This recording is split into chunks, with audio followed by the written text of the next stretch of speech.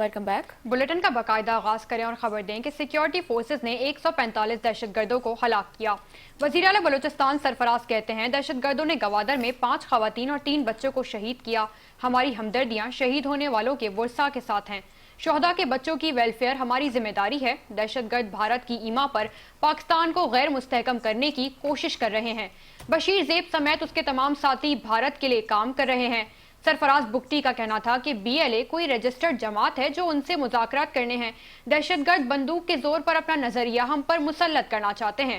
دہشت گرد بلوچ کو لا حاصل جنگ کی طرف دھکیل رہے ہیں۔ ہم ہتھیار نہیں ڈالیں گے، 1000 سال تک جنگ لڑیں گے۔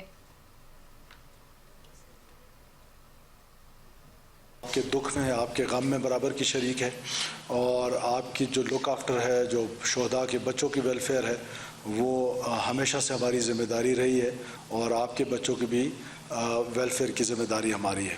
اور جو ہمارے غازی ہیں جنہوں نے اس جنگ کو، اس آپریشن کو بڑی دلیری کے ساتھ، بڑی بہادری کے ساتھ، بڑی جرأت کے ساتھ جس کا سامنا کیا ہے، ان کو بھی میں خراج تحسین پیش کرتا ہوں۔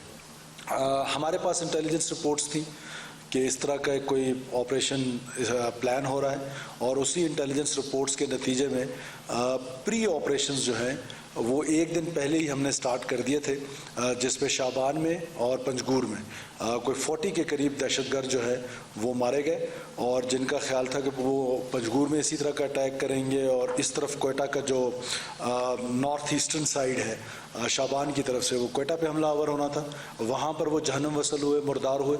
اس کی وجہ سے آپ نے دیکھا کہ کوئٹہ کے اس سائیڈ پہ اور پنجگور میں کل کوئی واقعہ نہیں ہوا۔